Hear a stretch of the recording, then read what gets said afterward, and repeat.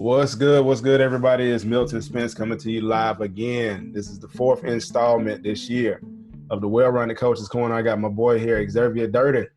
And the reason I have him on the show is because of the fact normally we have a lot of in-depth discussions on Facebook. And what I did last month, I put out a post and asking gentlemen who follow me if they wanted to be on the show, let's discuss a certain topic. But before I get into that, I want to give the floor to Xavier. Xavier, please let us know who you are, how we can get in touch with you, and what y'all about.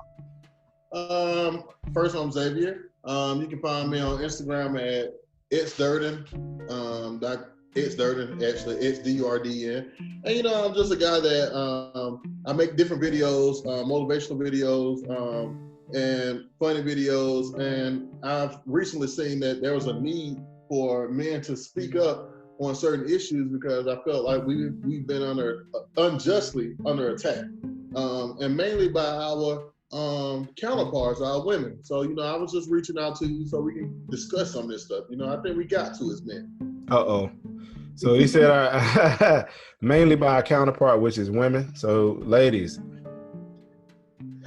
all I'm gonna say is just buckle up. That's all I'm gonna say. So look, the topic is men, are we under attack? And the reason I wanted to have the discussion is because there's a lot of men who feel that way. As Xavier stated, his first inkling is towards the ladies. So we have a lot of things to discuss when it comes to this. And one of the greatest things to do, why not involve other men? Sure, I can bring ladies in and get their opinion. But in order to know how to deal with men or understand anything about us, it's better to just hear from the horse's mouth, right? So look, here we are on the fourth installment this year. Thank you so much for coming on. But first, let's jump off into this topic. Are we under attack? Now, when you hear that, what does that mean to you? For me personally, okay, it's just amazing that we live in a world where it's okay for a woman to love herself and love everything about being a woman, embody everything that a woman should be. There's nothing wrong with that. But for a man to embody what it is to be a man, it is a problem. You know what I'm saying? That's what my problem comes at. And this notion that women somehow know what men are thinking. We're two different species. You know what I'm saying? I mean, of course we're the same species, but a man and a woman, the way we think is completely different. I don't care how much you think you know your man. When he get around other men, the conversation is completely different. You know what I'm saying? I don't care how much he tell you. You think he's a gentleman? When he gets around me and he see a booty walk by, he looking. You know what I'm saying? And it's just amazing, how women just somehow assume that they know what men, and it's really disrespectful. You know what I'm saying? Because I never try to assume what a woman is thinking. You know what I'm saying? I mean, well, it's too complicated. But but I don't care to. But that's where we're at right now, Milton, man. And it's horrible, especially to be a social media man. Yeah, so here's a big thing for me based upon that. I've always told my wife that, like, when I get around the fellas, it's not that I'm not being myself with you. It's just that I know for a fact I get to let my proverbial hair down with the gentleman. You feel what I'm saying? Like, I get to let my hair down and just be a guy. I don't have to monitor this, be that, and that. Now, when it comes to respect, that's a totally different conversation. But when it comes to being around the guys, it's like you can just kind of be free. Ain't nobody gonna judge you for doing the stuff you do. Ain't nobody gonna look at you different just because of the fact you doing something that a woman might consider goofy or whatever. That's what we do. That's how we are. You know what I'm saying? Or you can be more aggressive. More aggressive. Yeah. Yeah.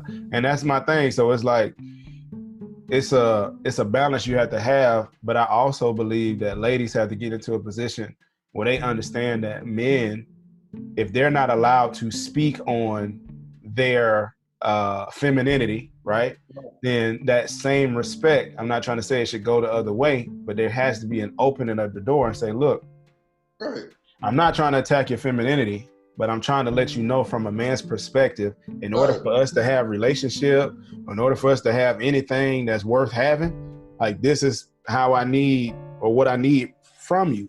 Like, I don't understand this because you giving it like this. Can you help me understand?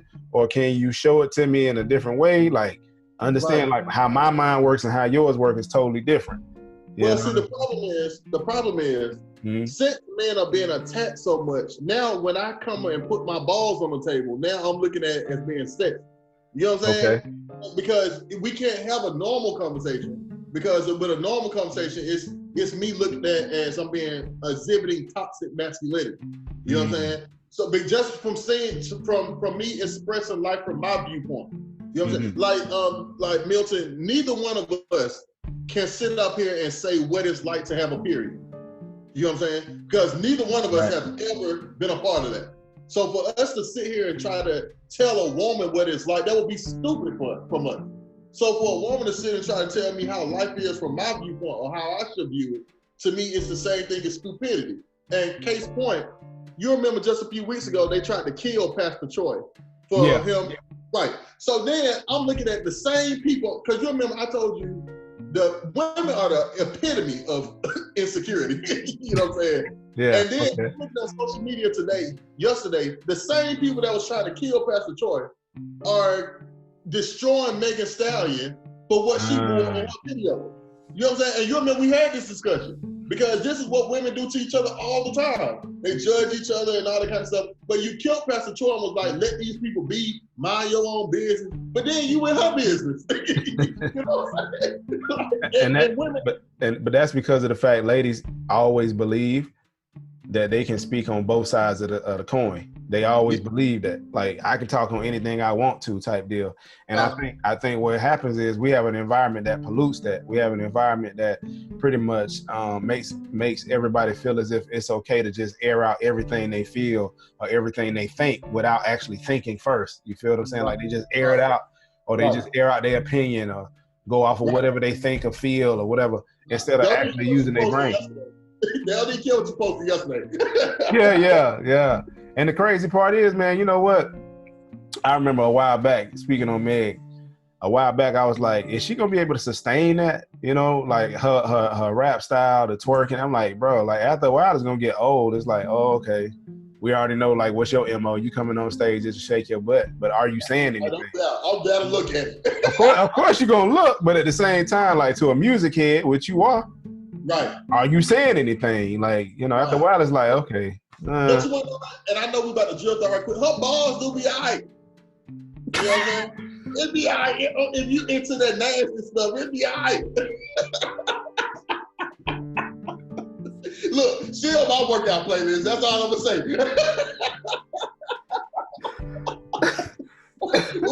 But I'm trying to get out. I put that cash out on, baby. I'm gone.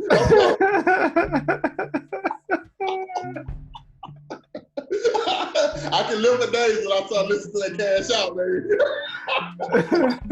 Look, she could be on the workout playlist, but you know, when it comes to substance, you know what I'm saying? Substance and Grammys and stuff, then we might have to talk about it. Yeah. But, you know, I need my ratchet feel for the day. Bro, I got this shirt right now. It say, I love God and trap music. But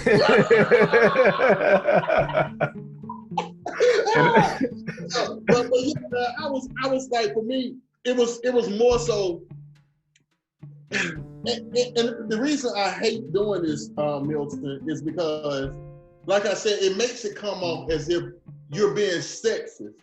Sure. But really, we're just standing up for our manhood. You know what I'm saying? And that's why, because even when I had to say these conversations, I don't want to have to pull my nuts out and put them on the table. Okay. You know what I'm saying? I don't want to have to do that, because we shouldn't have to be there, because I feel that we should both. I understand that you are a woman and I respect you for being a woman, and I need you to look at me and view me as a man and respect me for being a man. But the problem is they don't know what a man really is. You know what I'm saying? And that's when the problem comes in at. You know, because if you view man as somebody that pays bills or that opens the door for another woman, or all these little stupid shits, all this stupid stuff, then you can never really respect the man for who he is. You know what I'm saying? Because this notion that just because you're smart, that makes you equal to somebody is stupid. Right. You know what I'm saying? Right. Because there's different levels to intelligence. There's a different level to everything. Right, because, I was like, honestly, I think we had this. A gazelle could honestly be smarter than a lion because a gazelle has to learn how to eat as well as stay alive. You know, a lion only has to learn how to eat other stuff. So you can make a intelligent argument that a gazelle is much smarter than a lion, but who's the more powerful species? You know right. So it's like this, you know, a lion pretty much walks around. It never has to tell you it's the king. Everybody knows what's up when the lion come around. And the crazy part is this, as you were saying that, I thought about this and said, okay, sure enough, the gazelle has to do that. But what a lion has to do is always protect itself from another lion, sure. Yes. And then, you know, packs of hyenas. That's pretty much like, that's where the Lion King came from. Like they pretty much embattle each other. And what I see is this is what I see, right? So this is the imagery behind it. Sometimes you ever notice that, you ever heard men call women a pack of hyenas? Yeah. You ever heard them say that? I've never said it, but you know, some men call women a pack of hyenas. I never said, I promise to God. So you have women, you know, men that say that about women, right? And trust, my wife can hear me, bro, so I ain't flexing. You feel me? Like, come knock on the door. I'm like, hey, give me 1 second. Give me 1 second, bro. I'll be right back. come back with tears in my eyes. All right, man, let's keep doing this, man. Look. Let's keep going, man. So, you know, sometimes they do that because it's supposed to be symbolistic of the man is a king, and then the only reason they get torn down is because the pack of hyenas, which is normally the women and her enablers or friends, you know, in certain cases.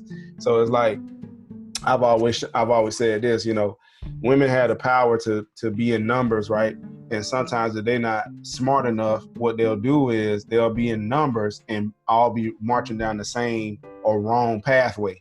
Like, why are we going this way? It's like, you got to stop for a second and ask yourself, you know, why are we going this way? And I honestly believe that's a reason why men were made, because my wife, she can come to me anytime and she's talking to me about stuff. And she can tell that the only thing I'm doing is processing how to, you know, get to a solution. I don't care nothing about, you know, the other stuff. I'm just like, okay, cool. So we can get done with it. So we done with it, right? That's what I think, you know. But then it's like, well, you know, I'm just trying to tell you, like, I'm like, I heard you. I'm just, I'm just trying to get to the, you know, the result instead of just going over this over and over. I don't even care like that. And I think that all men have this argument because, you know, I used to have it all the time. And then she was like, well, I want you to feel the way that I want you to feel what I'm feeling. I'm not going to ever feel what you feel. You know what I'm saying? But I can hear you and we can come to a solution. You know what I'm saying? But it don't matter how many times you say it, like Xavier's still going to be in his mindset. But it was something that you was touched on that I want to ask you about. Okay. So how do you feel about when these women are continuously saying that men are insecure because they don't agree with homosexuality? Dang, bro. Already? Already, man. Because you touched on it, so I was like, All right. I didn't have my pen to write it down. I got you. So, okay, so check me out. When it comes to homosexuality in a man, if you don't agree with it, you don't agree with it, and that's okay. That's fine. Right. I personally believe you shouldn't. You know, if you tell you a man, you shouldn't agree with it. Right. You can accept the person as far as not disrespecting them, as far as not stomping on them, as far as like not harming them in any form or fashion. But it doesn't mean you have to now sit up and be like, oh, it's cool. Because it actually goes against every faculty you have. And if you start down that path of accepting it like it's okay, like it actually starts to turn you against your own nature, you know, and your morals, but mostly your nature, like what you were born to do. You know, you can't procreate with another man, like you just can't. You know, you have to have a woman to do it. So no matter if you believe, you know, this is something, you know, because you know that conversation get deep. But no matter if you believe, like, you know, this is something that's natural. I love this man and da. You know, that's fine. Right. The fact is, though, like the natural ability to have children, which is what we're made for, to be totally honest, is meant for men and women. Right. It's not all for you know, man on man. Like it was never meant to be that way. What happened is, you know, and this is what I honestly believe, you know, through the ages, through the times, perversion has been a big part of our lives, bro. Yes. Like big part of our lives, to the point where some men don't know how to associate with quote unquote manhood because they never had that mentality bestowed upon them. You know, I'm gonna tell you this, man, and I just learned this recently. I didn't know how many men done grew up and like sucked dick in their life. Like, I didn't know that, man. I didn't. I just learned this. I didn't know how many men that experimented with sucking dick. You know? Well, hey, my wife was watching this show called Love Is Blind. Bruh, it's a dude on there. He got engaged to a chick and never told her that he slept with a man at one point in his life. I'm like, dude, look. I'm telling you, even when I watch porn, you know, I only can watch certain scenes. You know what I'm saying?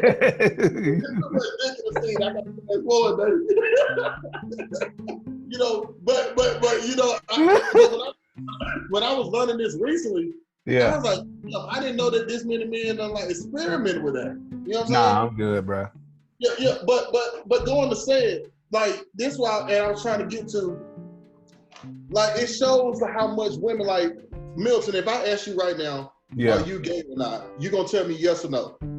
You're not gonna think about it no more. You're not gonna go home festering on it. Nah. You know what I'm saying? So this notion that if I don't agree with it, that I'm going home secretly wanting to be with a man. I hate when people do that, man. It is stupid. You know, that's what women fester in emotion.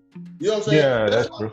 You know, Milton, I know you play football. How many of your friends you done got in fights with? And y'all cool at the end of the day? Shoot, man, I got some people on my Facebook right now I fought back in the day. Right, you know what I'm saying? Women cannot do that. You know what I'm saying? Because they fester in emotion. Unless they on a reality show, they can. They can fight every season, but be like, we so friendly, I love her. Right. But I got friends on my Facebook page that bullied me and that was I got a problem. We cool. We joke and talk every day now. You know what I'm saying? Women can't do that. So this notion that if we disagree with something, it's secretly because we insecure. No, I ain't insecure. You know what I'm saying? I just don't agree with it. Right. Think about this. Women's big kick to men is that our dick is small and our sex game ain't good. Right. That's how they try to get us right. That's their biggest kicker. Now, if men had low self-esteem, that would stop us from trying to have sex with everybody. But does it? No.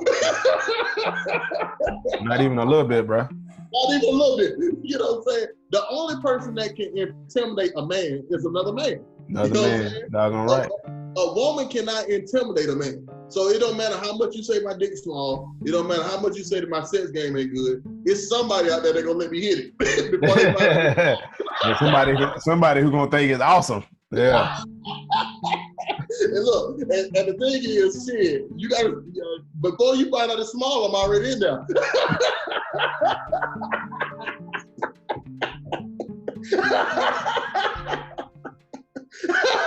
So who the loser? It ain't me. Man, look, all right, man. All right, man. Moving on. The world, man. Come on, dog. Yeah. Oh man, you a fool. So, all right. So what about you, bro? Like the same question in reverse. You see what I'm saying? Like, for me, when it comes to the and I try not to offend people with this conversation because I do have a lot of male friends. I tell people, homosexual friends, I mean. Yeah. I tell them that I don't like the conversation because the way it looks like it's going, it looks like that they're trying to make homosexuality into a race of people. Yeah, gay rights. Yeah. That's the way that it looks like it's going.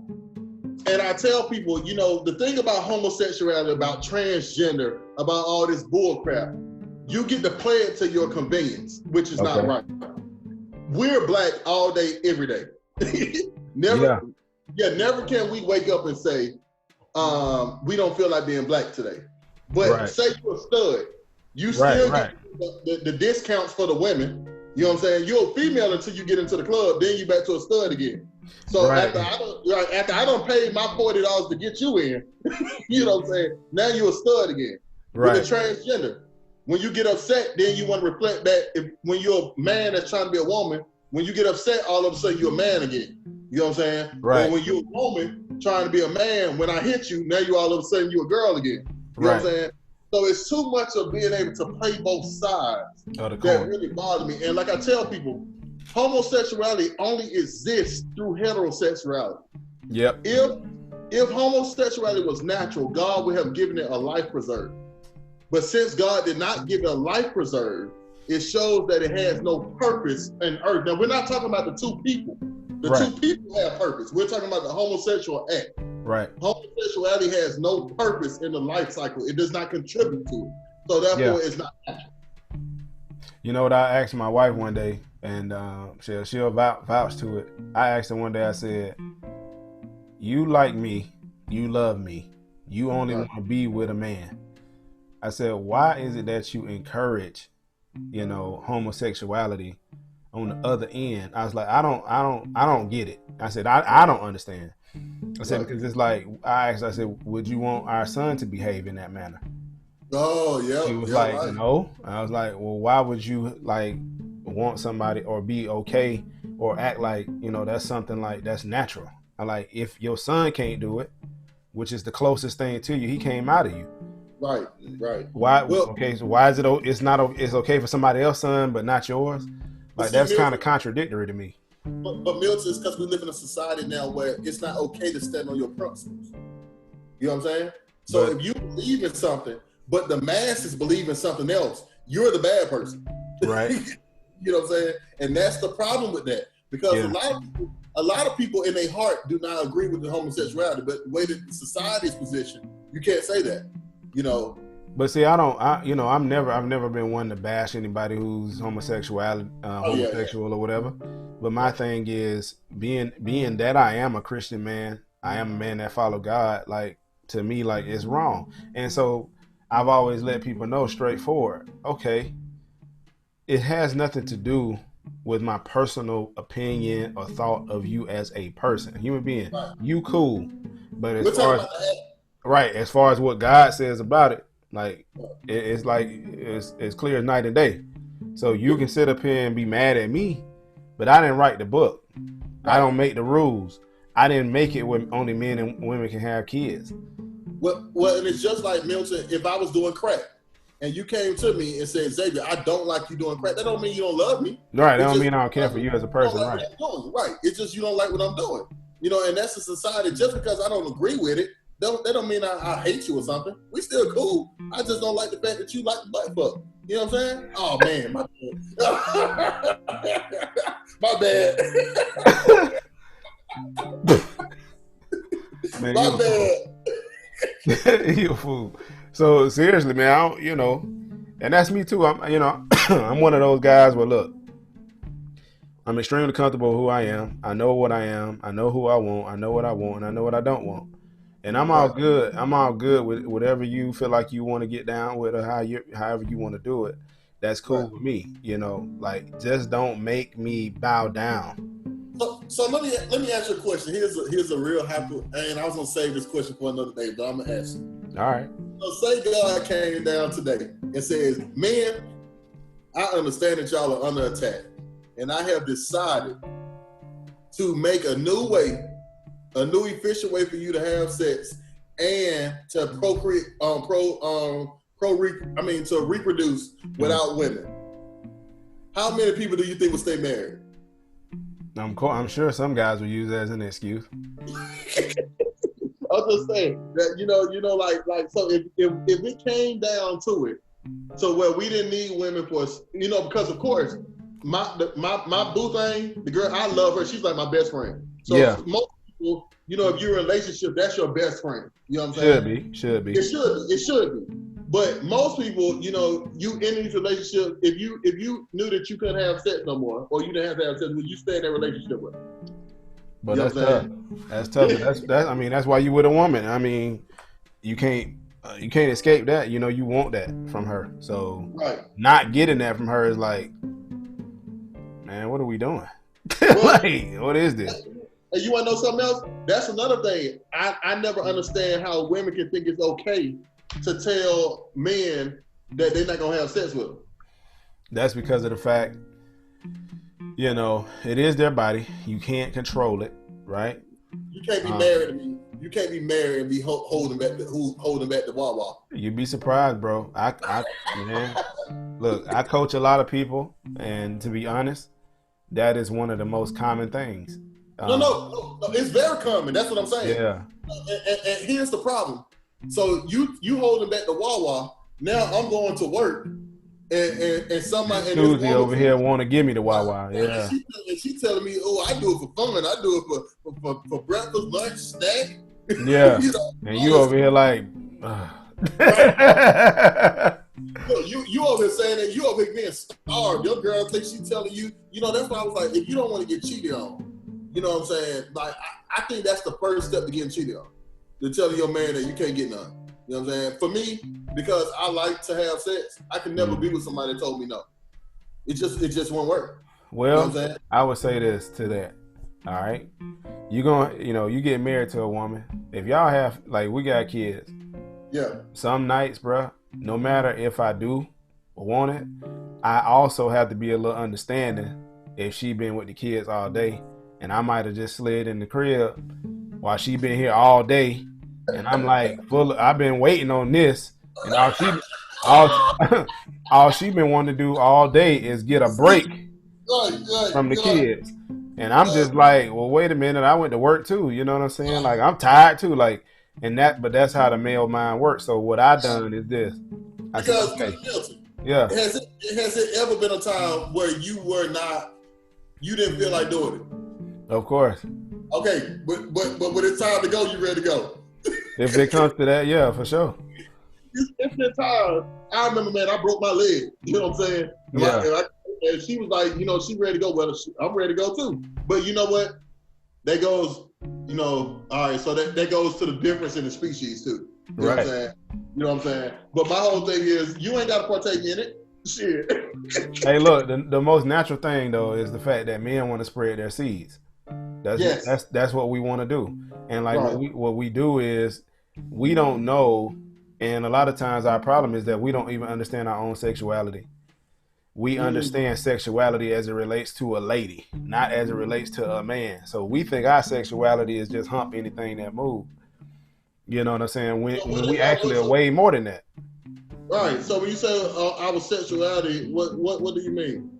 What I mean by that is the fact that as a man, what you want to do is get down deep to like your nature, like who you are, connect with everything you are, to understand like how to appreciate your own sexuality. That way, when you do have sex with a woman or you do take that woman on, you're not taking her on as just somebody to relieve yourself. You're trying to enjoy the moment, you know what I'm saying, versus just trying to get one out. And you want to know, Milton? You are so right, because this is something that women don't really understand either. As a man from birth, all we're trying to do is have sex for the first time. And then when we have sex for the first time, we're trying to continue having sex. We are. And the hard part is to try to dignify that or try to make it as something that is PC, like politically correct. Right. It is what it is. It's natural. You know what I'm saying? Right. It's natural. It's a natural thing. What was the biggest thing? What could be as a kid, what's the biggest props that you could have if you done knock somebody down? You know what I'm saying? If you could go out and tell you got somebody pregnant, yeah, for sure. If you could go to your friends and say you just knocked down so and so. Yeah. You know what I'm saying? Oh, you trying to say the props that you can get? Yeah. Yeah, the props that you can get, right? As a guy, yeah, for sure. Yeah. And then after you get it, because like I tell women can give away they what's a good term? The Wawa.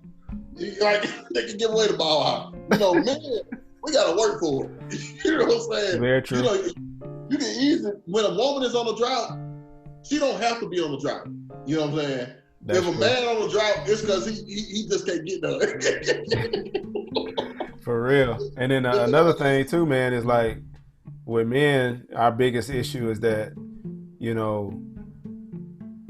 I just think it's a lot we don't understand, bro. Like and I'm only speaking from experience, right? So I'm talking about somebody who came into a marriage like, man, this supposed to be like easy as 1, 2, 3. Like I say I'm ready, and you say okay. Like that's how my mind was, and I quickly learned like, nah, it don't work like that.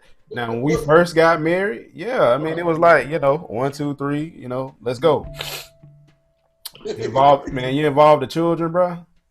The kids, they take everything. And my thing is, Milton, and that's why, another thing about the men and women, the biggest problem that we have is that people don't want to recognize that two different people think completely different. So if you're too naive to recognize that, it doesn't even matter if it's two men or two women, two completely different mindsets. So that means in order for us to collaborate or to be able to work together, I need to be able to understand. I need to consciously have the desire to understand why you have the position that you have. You know what I'm saying? And if you don't want to feel the same way, we can never come to a resolution. Right. You know what I'm saying? And that's why relationships don't work out. But even even if we're having a thing, I don't know, say you could have been in an abusive relationship. Yeah. So you get angry because of you used to be in an abusive relationship. Right. If I'm not able to recognize that and understand and try to maneuver around it, then we could never coexist. Yeah. You know what I'm saying? And that's the same thing with men and women, because we're in this notion where everybody's equal. Women don't want to recognize that a man is completely different in the way that he's thinking. Yeah. You know what I'm saying? What he's doing. So if you're thinking of a man that's the way that you're thinking of another woman, this conversation is not going to go anywhere. Right. You know what I'm saying? And then the hardest thing is that we have to understand we're not in competition. Like, no, we're not in competition. There is no top seat. You know what I'm saying? Like, I can only lead if you follow. Right. And the thing is, I don't believe in roles. Hold on, wait. Let me clarify this. You good? I don't believe in the traditional roles. I believe when everybody knows who they are as people, you automatically do what it is that you're best suited to do. You know what I'm saying? And so because the thing is, go deeper on that. Okay, so the thing is, nobody has to tell you if you're out with your wife if she was attacked to protect her, because you understand. Nobody had to tell me that for sure. Right, nobody said it, because you understand who you are as a man, and you understand what roles you can provide because of that who you are. But I also know, like, the feelings. It's a lot to that too. Well, so analogy there. All right. We were talking about the lions. Yeah. The female lion. Yeah. They don't have to go out and get the food for the male lion. They don't have to.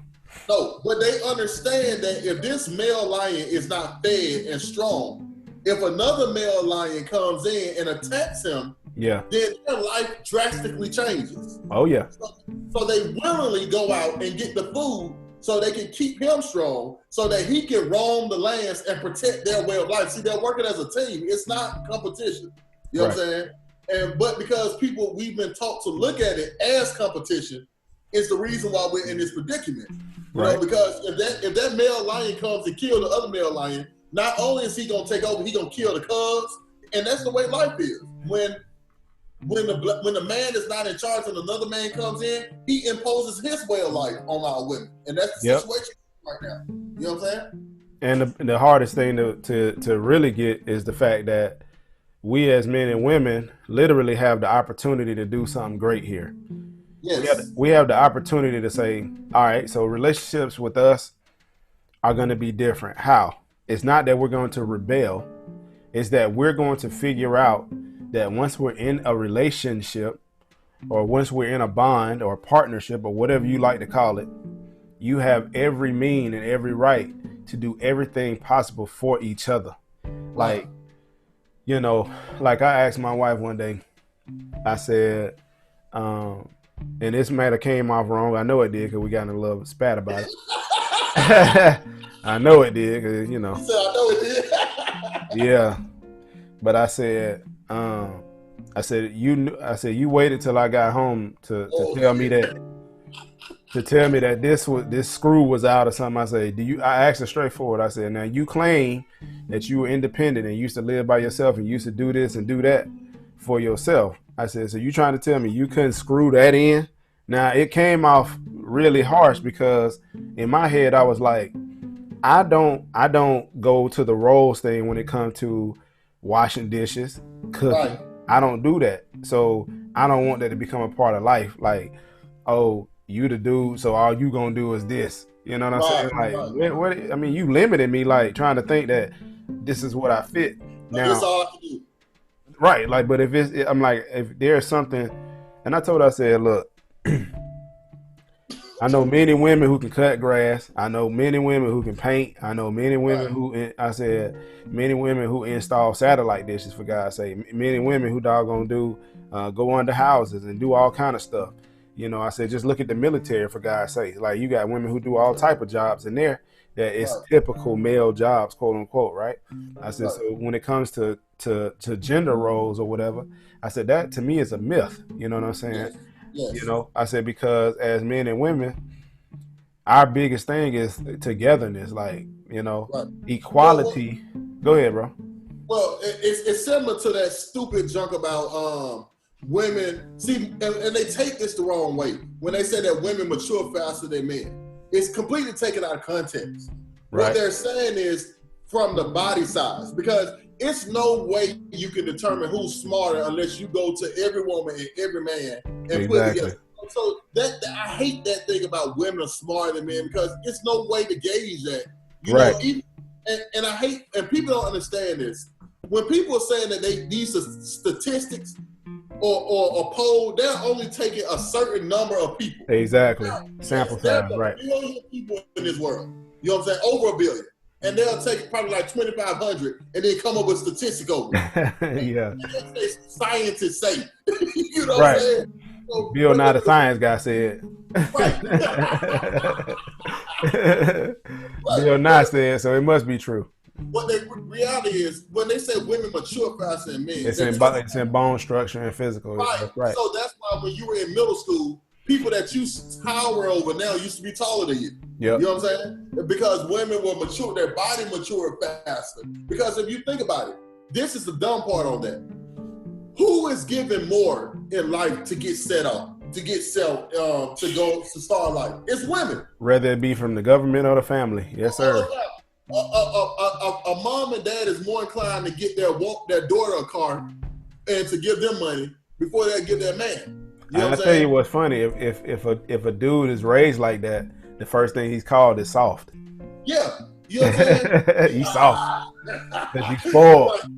Right. He been given, but most women, I remember when I was in college, you know, women getting money all the time. I couldn't pay my mom and dad to give me some money. Hey, can you please give me some money, please? And then they'll say that women mature. No, the thing is, because I know you notice this. Yeah. Women are a lot more naive when it comes to common sense.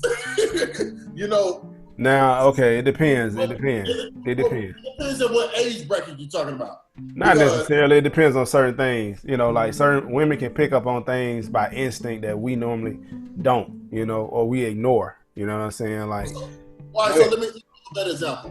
When I was in Kennesaw, when I was at Albany State, it was very hard for me to get women because they had already knew my game. Okay. Because, you know, at Albany State, them ratchet girls too. You know what I'm saying? Oh, I ain't going there. I'm not going there. All right, so let me say, they from the same area that I was from. So they could pick up on my game. I ain't going there. But when I went, you over there, but hey, look, you by yourself. I would like just to say, I take a pause for the call, say, Xavier Durden, I do not approve this message. But look, but when I went to Kennesaw, I killed the game. You know? I killed the game. You know what I'm saying? Oh my God, you're so sweet. They didn't know that game. You know what I'm saying? It was the girls that was, you know, they grew up with the money and all that kind of stuff. So they didn't know I hate to say this, but I'm gonna say it. They didn't know the hood nigga game. You know what I'm saying? So they were just like, man, I killed it. Like the same stuff that I was getting laughed at by Albany State. You know what I'm saying? I remember, look, real story. All right. I remember I had a girl coming over at Albany State, and I had went and bought some new bed sheets and put them on the bed. You know. Okay. Got the little twin size bed with the new sheets on it. I was at Andrew. Yes, sir. Boy, got that twin side with the new sheet, baby. Throw some Febreze on that jump. Febreze the mess out the room, boy. Yes, sir. Throw something on yourself. Yeah, man. I've been there, dog. Yes, sir. This girl came in, she was like, "Oh, you think you get some tonight?" Yeah. Of course. I did the same thing at Kennesaw. The girl jump on the bed. Oh, your bed's so nice. Clean, yeah. It's a yeah. What you wouldn't watch, man? She jumped on the bed. I was like, yes. Hey, look, before it was Netflix, boy, DVDs on deck, boy. You know what I'm saying? And I was like, so it was, to me, it was like, I would see a lot of women that would make a lot of, all right, first of all, let's clarify this. I don't like the term common sense because common sense is based on life situations. Sure. You know what I'm saying? If you whatever's never common to you, right? What's common to you? If you never grew up in the hood, you don't know hood game. All right. You know what I'm saying? So when the girls up there in Kennesaw, it was like they was just like, I was like, dang, this working. Yeah. Hey, look, I'm gonna give you a real story. So when I was growing up, man, I grew up in East Point and College Park. Okay. Right. So when I hit 9th grade, bruh, 10th grade. So at the end of my 9th grade year, I was at first at Riverdale. Then we moved out to McDonough, and I'm going to Eagles Landing. Totally different. Yeah, bro. Totally different. Everything. Women different. Everything different. Dog. So we go out there, and sure enough, like you said, the women there were totally different as far as mindset. My mentality, the way I carried myself, they saw me as like this aggressive guy, like a hood, thuggish guy. I got called a thug by a girl once. I was like, I can't believe that. So, this is what I got called, and this is how they saw me. Right. So, I started asking my mama. I was like, what am I doing wrong? You know what I'm saying? I'm trying to talk to these women, and they only think that I'm like something else because I got the FUBU outfit on with the Timbs, with the Timbs to match, and I feel like I'm fresh, but they looking at me like, something wrong, and I'm like, these dudes out here wearing these little bit. That's when Abercrombie and Finch was, huge, and that's what all the black guys was wearing it too, and I was just like, I don't wear stuff like that, man. I ain't with that. But I started to notice, like, okay, when I was there, I started integrating and learning how to get women there. Yeah. I went back to College Park to visit, and it was this girl in the old neighborhood I wanted to holler at, right? Right. So I went up to her with my newfound game. Man, if you don't get that corny junk up out of here, man. Man, if you don't get that corny junk up out of here, as you know, she didn't say it like that. But the thing is, it was like, that's how it was perceived. Now, when I go back to the other end, and that's not to shoot down on any group of women, but it's like, this is what they are. That's what's common. Right. Now, you had the select who, like, understood a gentleman, understood like how you supposed to approach a lady, and da. But a lot of the girls were like, as my grandma would say, some of them were real quote unquote fast. You know what I'm saying? Right. So they would kind of treat you. They would treat you the way you would come off. So if you came off soft, they gonna treat you like you soft. Yeah. But bro, like, it was crazy. So. Because look, I told you I struggled at all this time. I ain't gonna lie, I struggled. You know what I'm saying? Well, I didn't. You know the crazy thing, I didn't struggle because it was always. You played football. It was no. You the quarterback. No. It was either or. So you either had the hood or whatever, or the girl who in between, kind of like both. Yeah. So you all like, because I had them experiences, I could I was a chameleon, you know what I'm saying? I could jump around. And one thing, bro, when it really boiled down, you want to know what became my game as I got older, dog? Straight up honesty, bro. Like, no holds barred. I just tell you the truth. I let it come out, and whatever happened after I said it happened. And it worked, bro. It will work. Let me tell you this. So I tried that whole little game of being a gentleman, quote unquote gentleman, you know. But if you ain't like that in your head already, now somebody gonna pick that up. Like he just trying to come over there and be a gentleman and get freaky later on. At this point, that's who I was. I was that guy, and I was like, man, I'm taking these girls on these dates, but all my dudes that's like dogs are like getting it in. You know what I'm saying? They getting all the women, yeah. Not only are they getting it, they knocking it down. You know what I'm saying? I was like, let me change my stuff up. And when I changed my vocabulary up, Braxton P. Hart in the bread. Yeah. Broham. You know what, Milton? And that's very unfortunate too, man. It's bad that's that work. You know what I'm saying? But it depends on the quality like you're looking for too.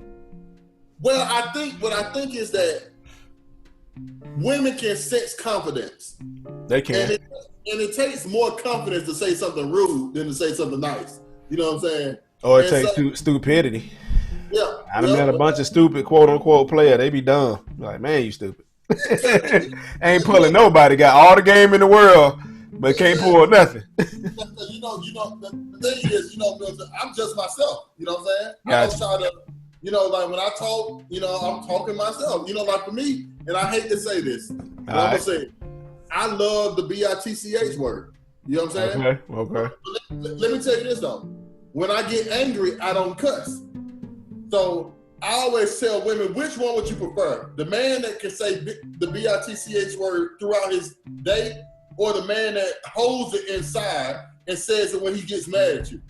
Oh, calls you out your name at that time. Yeah, I got you. You know what I'm saying? Because truly, he wants to say it throughout the day, like me too.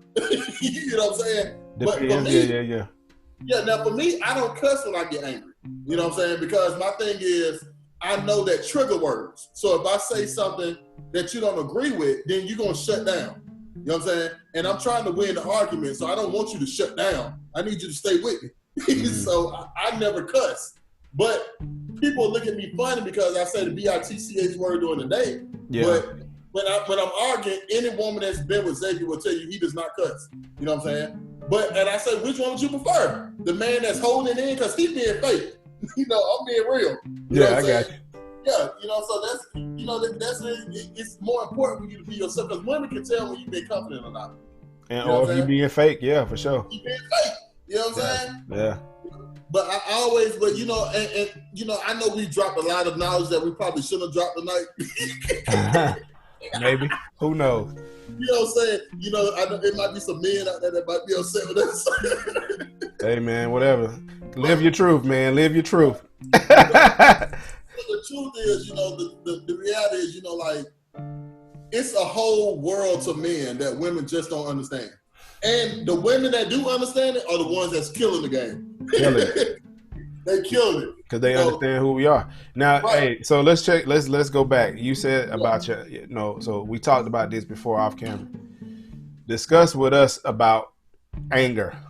Because a lot of times, if a man shows any form of anger, there's something wrong with him. He has an issue. Let's talk about it.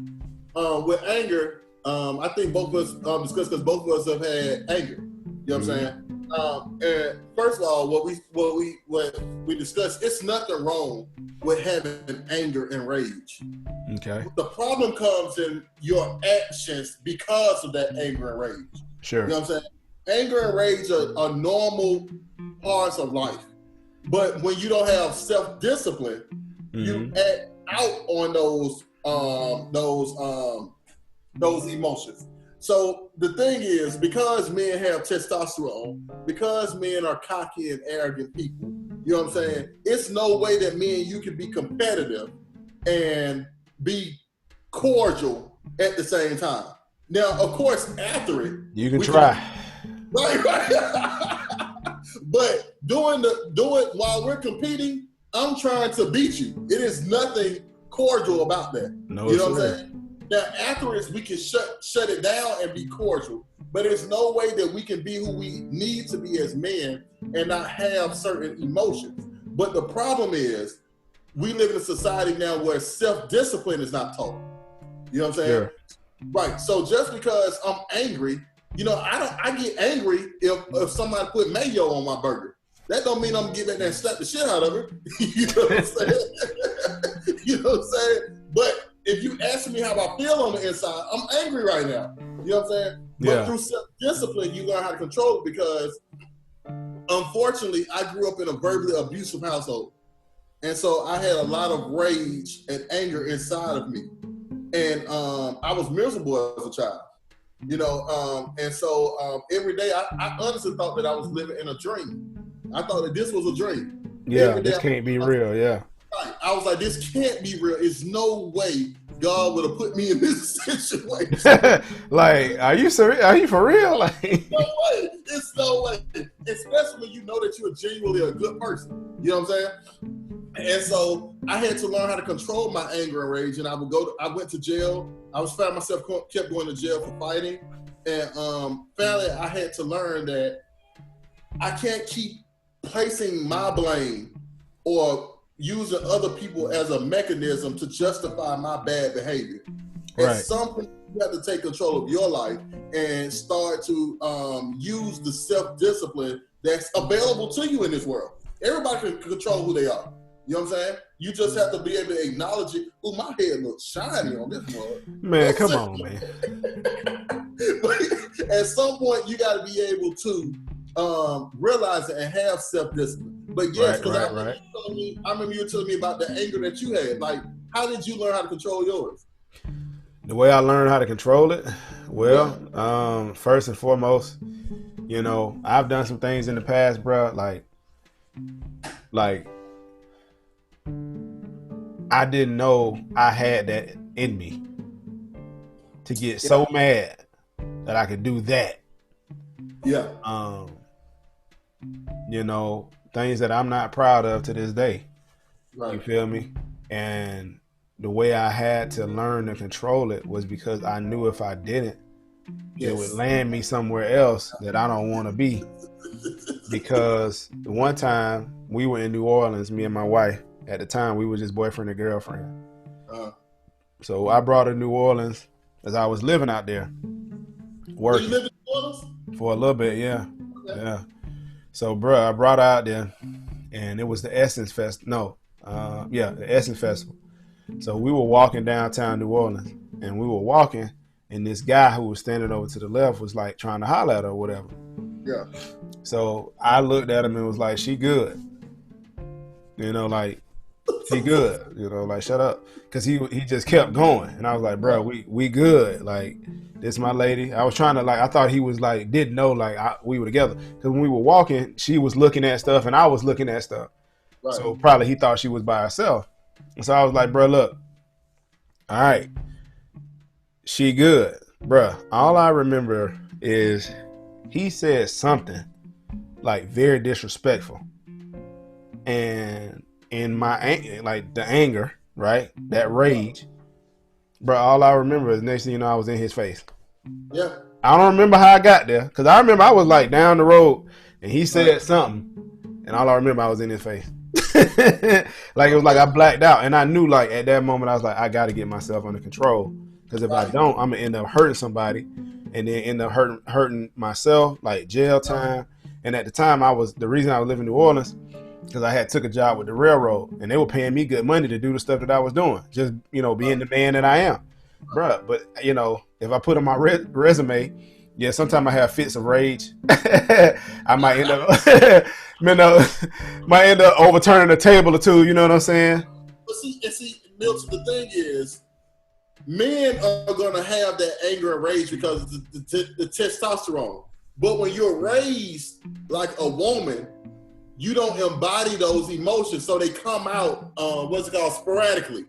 You know what I'm saying? Because you're not used to engaging those emotions normal. For me, I had 4 brothers, so we wrestled and fought all the time. Yeah.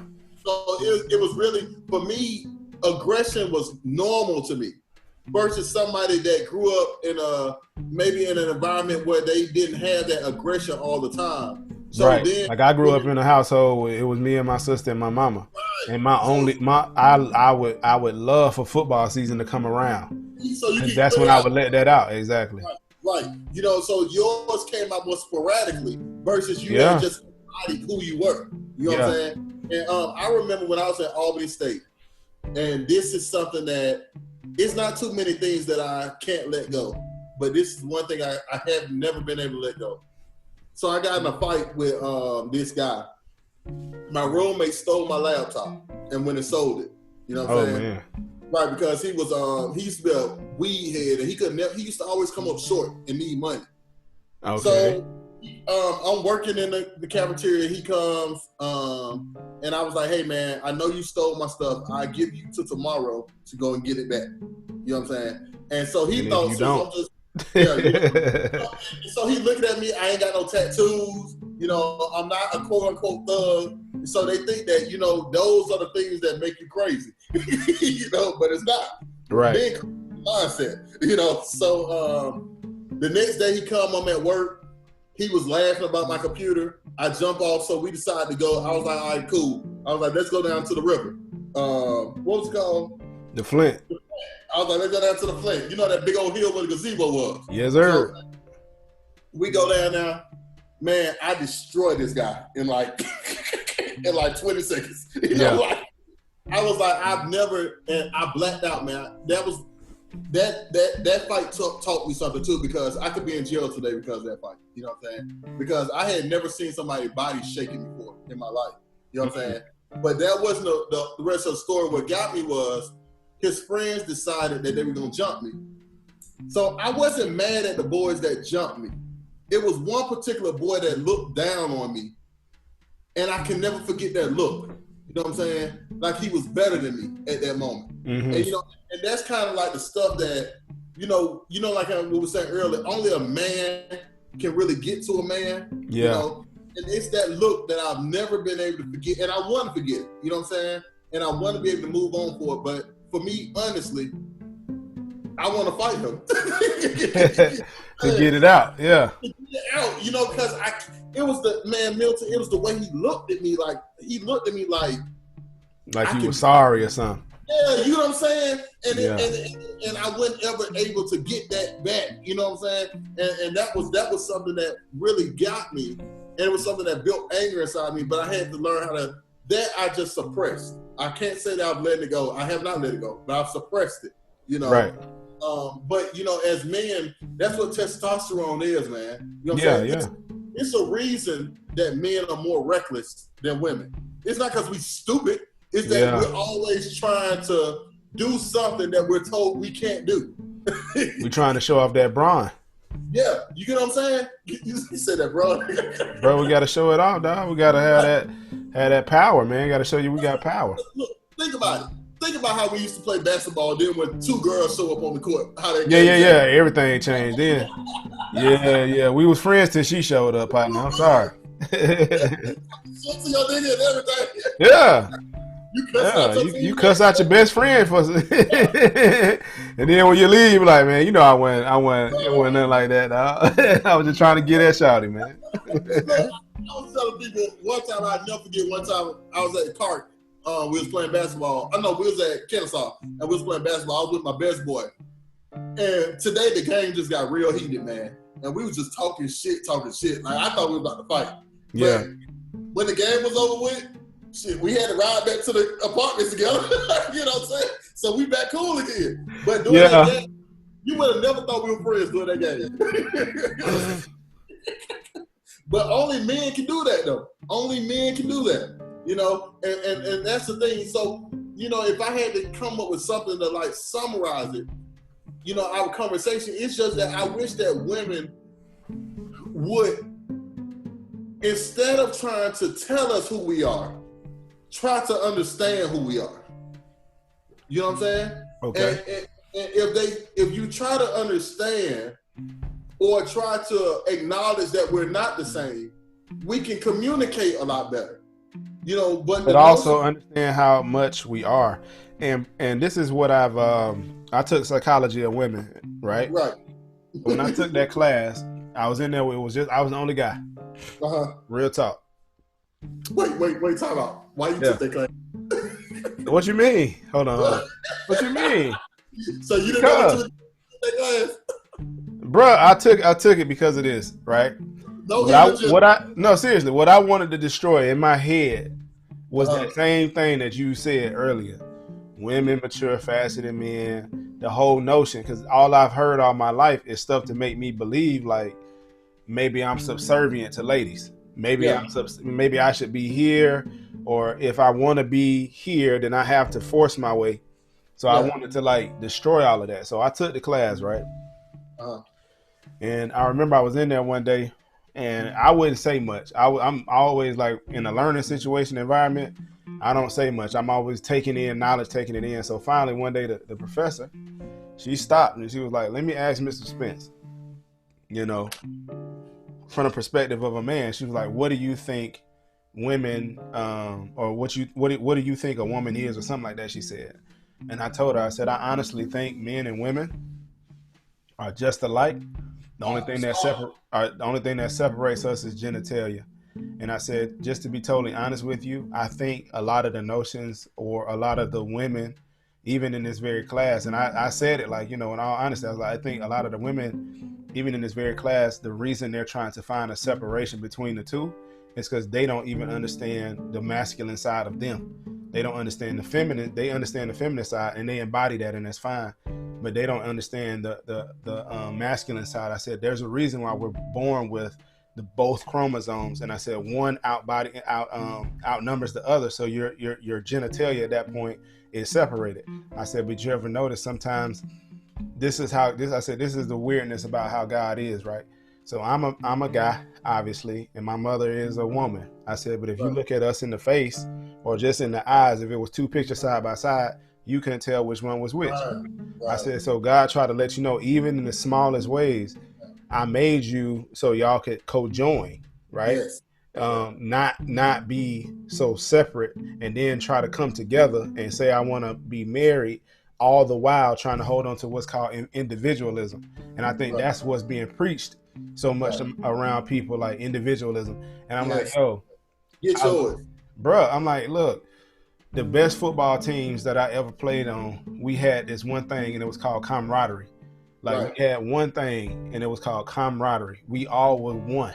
Like if you going out tonight, we going out tonight. If you staying in tonight, we staying in tonight. If you going to Bible study, we all going to Bible study. If you sad about something, we all sad about it. If you pissed off, we all pissed off. It's camaraderie. It was never like I'm here and you there. I said, you ever notice the greatest teams? They all are one squad. Like they move, shake, breathe together. I said, here's another thing, another analogy I like to throw out there all the time. I said, this lets you know too. I said, here's another part of wisdom, right?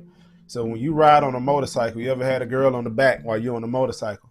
If you go around a corner and she don't go with you, the bike is going to lose its way. So it lets you know that in order to maneuver through life, especially men and women, you got to flow together. You can't, y'all can't go like that. Man, that's a good one. You like that? Because the things are, you're right. When life throws you curves, if y'all not moving together, you're not gonna be able to come out of it together. Straight up, and then it's just one of those things, bro. It's one of those things, dog, where I look at ladies and I say, I really want there to be a form of respect, understanding who I am as a man, and respect that. Right. It's I don't like when I have to force who I am, because then it comes out bad. And then it's like men have to earn respect. Yeah, women have to be given respect. I'm like, well, wait a minute. If I gotta earn it, she gotta earn it. Right. It ain't just gonna be given. You know what I'm saying? And men understand that amongst men. Like, if you can come to my house right now and I speak to you, I offer you a glass of water, I give you some food. But if I don't respect you, I'm gonna treat you like I don't respect you.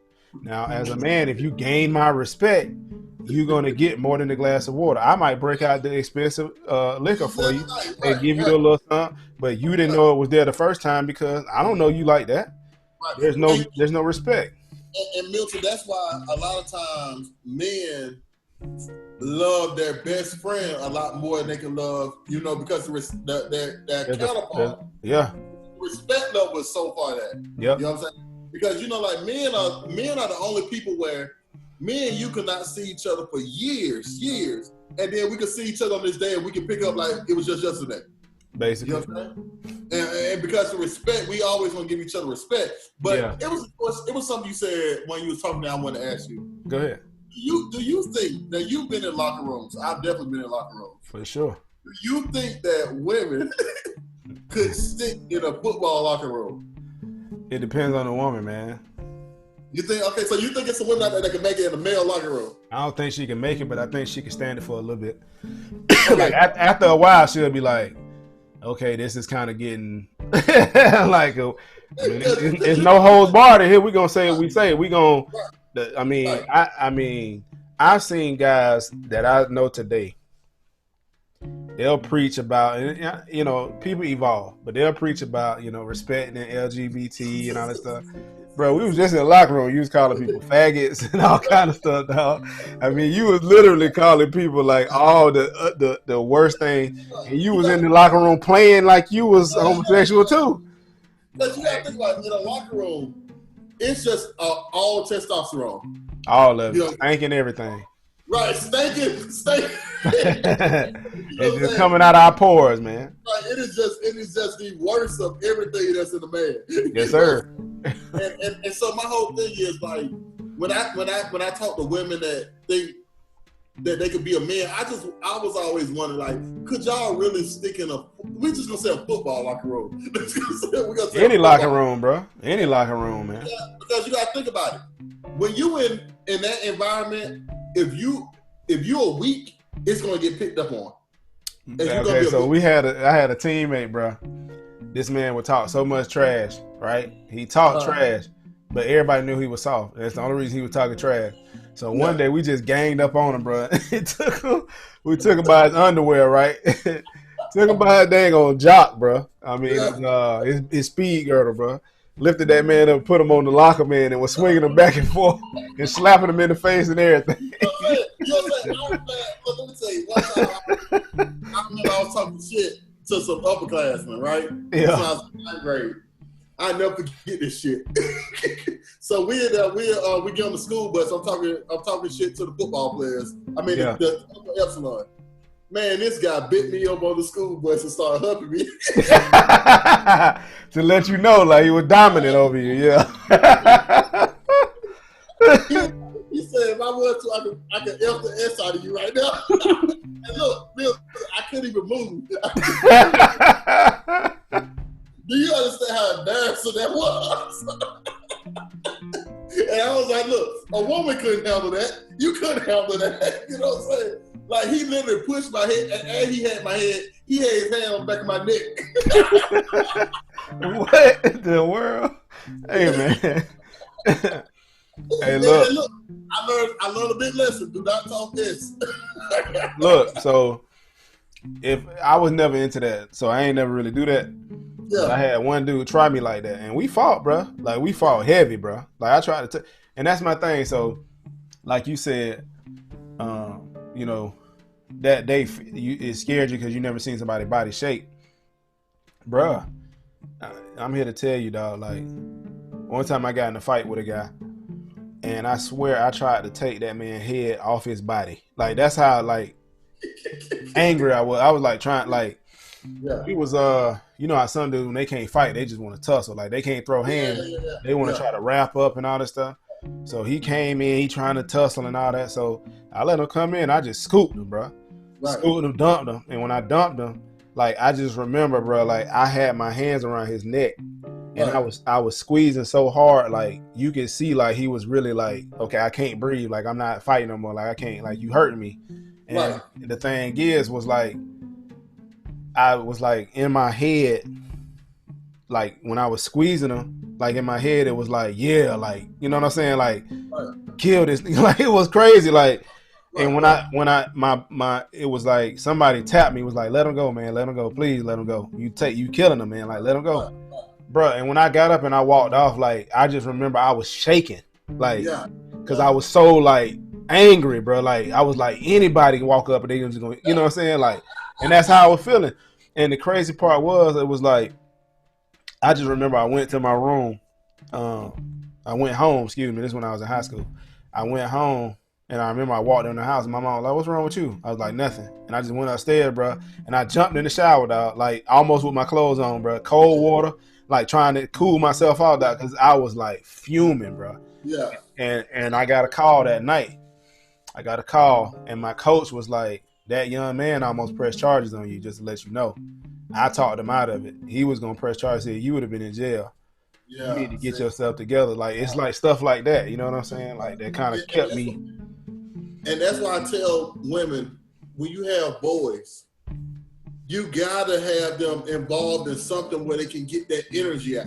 Bro, my son, God Almighty. Yeah, because if they're not putting that energy out, then it's just gonna be stored in, and then they're gonna let it out in school. Yeah. You know what I'm saying? Yeah. And so, you know, for me, my mom, because I got 3 brothers, but I got 2 of them in the house. Yeah. So my mom had us on the swim team. She had us on, she can. Yeah. I was on the chess team. We was on the football team. I was in band. We was in so much stuff that we never even had to have a bedtime. You know what I'm saying? We were so tired. We was so tired when we got home. And so the thing, and then on top of that, you know, we fighting all the time. Yeah. And so for boys, because anger, when the energy is not being let out, it turns into anger, and it comes out at the wrong time. That's the thing; it comes out at the wrong time. So for boys, you have to have stuff where they can let that energy out. You know what I'm saying? And so, like for me, at this point, you know, I don't need to. I don't have to be angry to fight. You know what I'm saying? Right? Yeah. That's why I do. That's why I go and do judo. That's why I go and do all that stuff. You know, for me, it's just natural. You know what I'm saying? And that's why I tell people, if you're fighting out of anger, it's because you ain't learned to control it yet. Yeah, you haven't learned how to control it, and then that means you're still not thinking, so you can't beat me. You know what I'm saying? you know. So yo, I had this dude. He was a part of the military in India. Yeah, so he was like what a Marine is to the United States. Right. Bruh, he said, yeah, in India we teach to fight against momentum, and I was like, what you mean? He was like, throw a punch. So I tried to sock this man. I tried to take his head off. And he basically used my own momentum to like land a blow on me. Like it was like, and it hurt. I was like, God dang. Man, judo is no freaking joke, man. Right. He was like, we learn how to take people's momentum and use it back against them. Right. And he was, it's crazy. Go ahead. No, I'm just saying he was showing me all this stuff. And I was like, bro, like this is nuts. Like, so I was like, I told him, I said, if I ever got in a fight with you, I was like, you really would like beat my behind. Man, look, when I did Muay Thai, I remember one time I was fighting the teacher. Dude, I threw a kick and he dodged it and threw a kick and let the kick stop right here in my head. Like I felt the freaking wind. Wow. And in my head, I was like, dude, this dude just almost killed me. It took my head off. Right, but I always tell people, I was like, look, even when I was a bouncer, I used to tell people, hey, if we get in a fight, if you're trying to fight me like a nigga, then you can't beat me. You know what I'm saying? Because I'm under control. I'm gonna set you up to take you down. That's what I'm doing. You know yeah. You can get mad at me all you want, but the thing is, I'm about to set you up so I can take you down. Yeah. And then once I melt you, you just better play that and you had a bad day. Hey man, get off me, man. And that's a bad feeling as a man. You laying on the ground, another dude mounting, you can't get up. Like, bro, hold on, man. Look, just don't kick me out. Don't kick me out, okay? Nah, man, look, don't kick me out. Look, I'm gonna put my hands up. Look, don't kick me out, bro. I was just tripping, man. It's all good. I was just tripping. Now, if I get the upper hand, oh yeah. Yeah, what you trying to do, bro? You know, I had to learn that because niggas trifling. You know what I'm saying? You would let them up and then they want to swing again. For real. For real. That's why you gotta make. That's why most of the time, like, ladies don't get it. Like if 2 men fight and then one man not really trying to fight, right? Like he hold a dude and like, bro, we good? Are we good? Yeah. Like, are we good? Right. Like, stop. Like, are we good? Because I already know what time it is. Like, once I let you go, are we good? Like, once I let you go, I already know what you're gonna do. Right. So like, are we good? Like, let it go, bro. And I always tell people, I've always been that fighter where if I get the upper hand, I'm done. Gotcha. You know what I'm saying? Like, once I get the upper hand, I'm good. I've proven my point. But my brother, on the other hand, he's the blackout type. Oh, okay. So if he gets angry, he doesn't even realize that I'm his brother. You know what I'm saying? Yeah. If I try to break it up, he'll fight me and put me in the hospital. You know what I'm saying? Yeah. And so, you got to know the different types of people that you're dealing with too, But I was like, for me, even when the women that say that they identify with being a man, I'm not gonna get into that. I feel like they should have to go through a male locker room for like. Nah, I'm not. Like I said, I ain't getting into that. Look, you know what? Some stuff, bro, I've learned. I ain't even gonna give it no credence, no energy, nothing. I just feel like, because you know what? Look, the smell alone of a locker room. I identify as a man. You ever had to do a male's laundry after a game? God dang. We stink. Look, don't forget the people that don't went and use it in the restroom and then flush the toilet. You know what I'm saying? Yep, that's part of a locker room too, man. Man, go in there and flush, man. Look, I remember one time, man, me and my boy was walking down the hall, and I'll never forget, big old lineman. Man, he snatched us up and pulled us in the room and put makeup all on our face.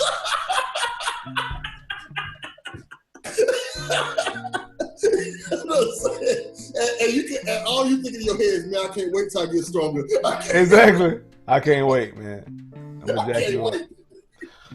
But it's just all that's just a part of being a man, man. And growing up, and so it's just unfortunate that we understand that due to life situations, women are being forced to be the man of the household. For sure. But it's just unfortunate that men are having to grow up as women.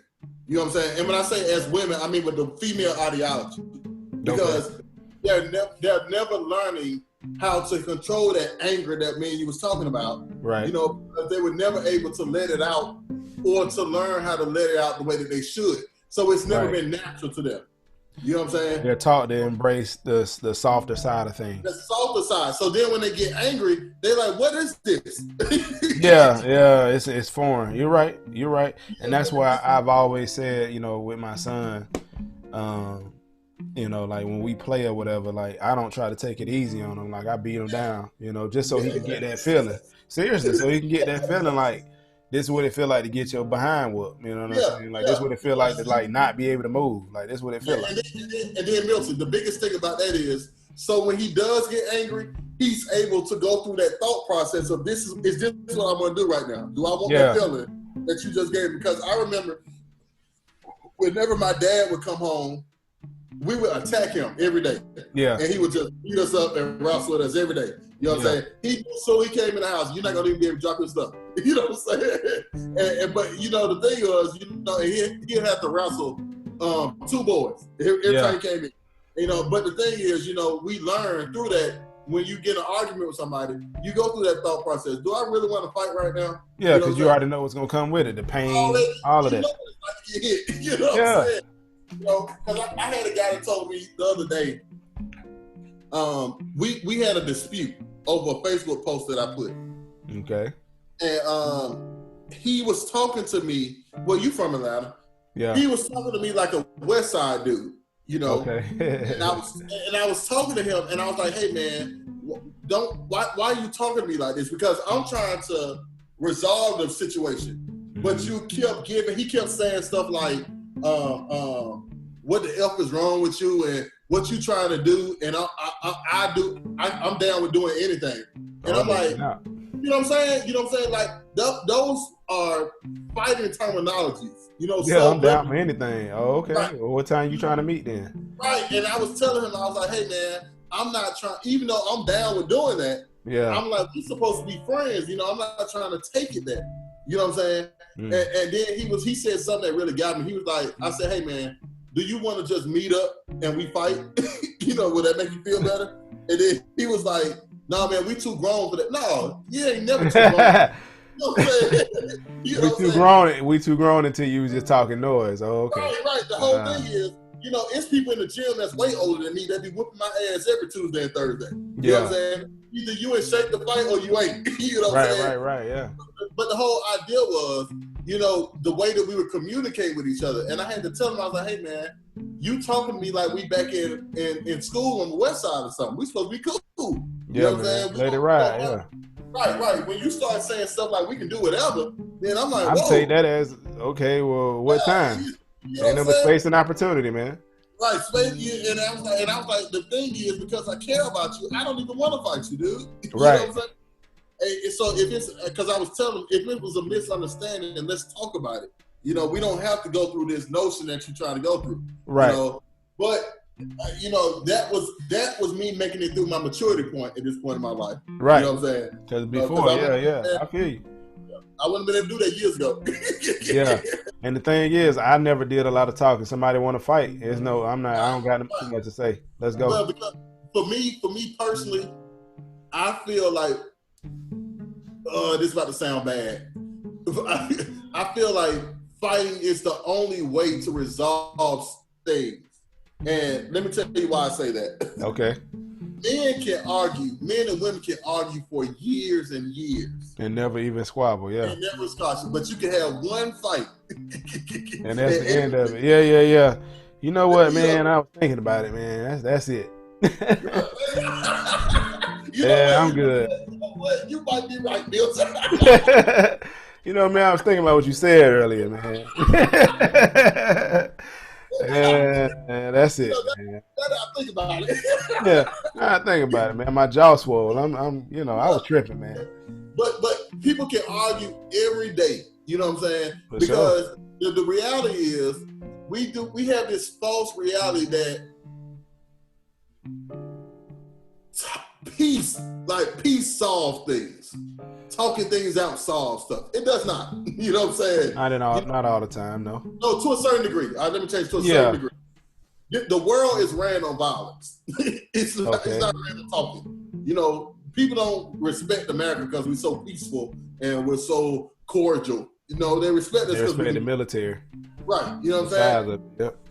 So you know, this whole notion, and that's why I tell people, bullying is good for you because it builds character. It does. You know what I'm saying? You know, when you're able to stand up to a bully for that first time, you know, it gives you confidence to the moon and back, bro. You know what I'm saying? You know, and not only stand up and not be afraid. You know what I'm saying? Yeah. And that's why I tell people, you know, you need bullies in life. You know, you need that is a necessary evil. Yes. Me and you grew up in Atlanta. So, well, it's a reason that people can't walk over you the way that they can walk over regular other people. Maybe, because of the stuff that you saw growing up and the environments that you were in. You know what I'm saying? Straight up, yeah. And I tell people, you know, in Atlanta, I never grew up around, we didn't have bullies, but we had thugs. You know what I'm saying? Yeah, we had people who, like if you try to establish any type of dominance, like they just try to shut you down or like they feel like they bullying you, but really they just trying to like make you not get above them in any way.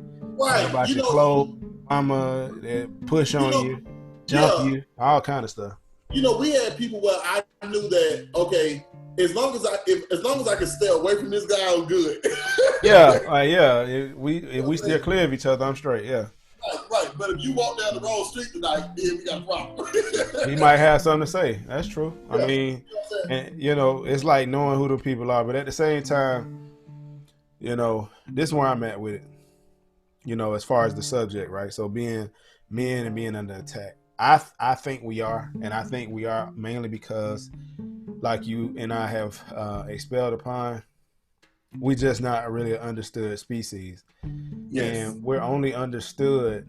It's funny when a male talks about his feelings, or being understood or anything in a group forum.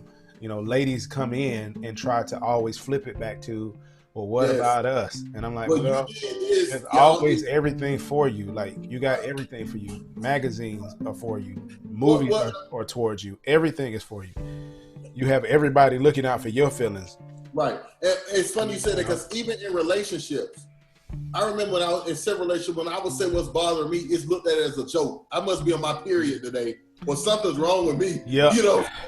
But when a woman is something's bothering her, like everybody's attentive. Hey, how can I help you? Yeah. But when I'm talking to you and I'm saying, hey, this is how I'm feeling. Well, you did this. We're not talking about what the freak I did. I'm telling you how I'm feeling right now. Yeah. Yeah. You know what that's I'm saying? Go ahead. No, I'm saying that's what we live in. You know, women don't take men's feelings serious, but then they want us to take their feelings serious. You know what I'm saying? And they want you to express those feelings. They want to know what you feel. You know, and I've always said this. I'm gonna feel the way I feel, regardless of when it's gonna be convenient for you. It may come at the awkwardest time. It may come when we sitting down watching a movie, or we chilling, or we out having a good time. Right. And if some just irk me. Like, what you want me to do? What you want me to do? It irk me. I'm not trying to ruin the evening or ruin the day. I'm just, you know, now when it's reversed, something irked my lady, and I say, well, look, we'll handle that. Like, let's not ruin the evening.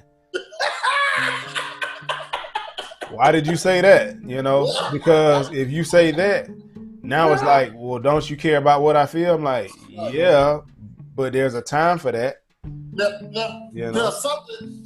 The biggest thing that women have taught me in life, and this is something that I have learned from women. You cannot tell somebody how to feel. You can't. You know what I'm saying? You know, I cannot or how you make them feel. Right. Because that's their personal feeling. My job, if I love you, if I care about you enough, is to understand what led you to feel that type of way. 100%. And so once I, you know, and like I said, most of the time, you got your psychology degree. Most of the time, it's through childhood experiences or life experience, other stuff. And that's why it's important to get to know your your partner. You know what I'm saying? Yeah. Because if you understand their life and what they get through, their mannerism is not going to shock you. You know what I'm saying? You know, like, honestly, say I'm sure you're not, all right, I'm sure you're not the same angry Milton that you were a couple years ago, but I'm sure it's stuff that can still trigger you. You know what I'm saying? Oh, for sure. You messing with the kids. Right. But if your wife understands that you grew up with a bunch of women and your other people, then she will understand how this can come out. You know what I'm saying? Oh, she's seen it. That's the thing. You know what I'm saying? She's seen it. She's seen me react. She's seen how I can be. Right. Yeah, you know, she's pushed me to some points. You know, and I told her, I said, just don't push me there. I'm not. Right, because you probably be impulsive. You know what I'm saying? Bro, and that's, you know, most of the time, what I learned to do was this. I'm out. I'm just going to take a walk. I'll be back. It's the easiest thing for me to do. You know what I'm saying? Right. Like, let's talk about it. When I get back. And Milton, I wish other men would, and we talked about this because I told you that's what I do. I don't argue with women. You know what I'm saying? Yeah, I talk when we get back, yeah. Yeah. If we can't talk now, of course, we can state our grievances, but once it gets aggressive, then I'm out. I'm out. Yeah, I'm out. Yeah. Because the thing is, I know you don't want to do what I would want to do. So it's no point in us talking about it. You know what I'm saying? Because women argue for fun. You know what I'm saying? I'm arguing because I want to fight. Yeah, I don't like arguing with ladies, man. I'm more so like, look, let's talk about it. And then my thing is always being like, if I'm talking to you and you coming back at me in some type of aggressive tone, yes. First thing is like, well, who you think you talking to? You know, right. Let's go back to, you know, and if you're not ready to have this conversation, let's revisit it. But we gonna have it, you know what I'm saying? We're gonna hash it out. The thing is, because when I'm talking aggressive to you, now I'm forcing you to try to pull your balls out. And that's what we're not trying to do right now. You know I don't want that. Yeah, I don't want that. I want us to be able to talk without, you know, the aggressive whatever. And like, if it is that way, bro, step away, give me a second, you catch your breath, I'm gonna catch mine, and we'll come back and do this thing another time. The thing is though, and this is very important, bro. So one thing that women have to get in their head is this too, and men too, we both have to get in our head, but more so ladies. That's because this is what I've been dealing with recently. Women are okay. Okay. They can wrap their emotions in something else to get over a situation with you. A man is never done with anything until he's done with that thing. Yes. Yes. A man can be like fixing on, some people like, why you fix on that car all the time? Because I'm not done with it. I'm not done. When I get done, then I'm finished. Right.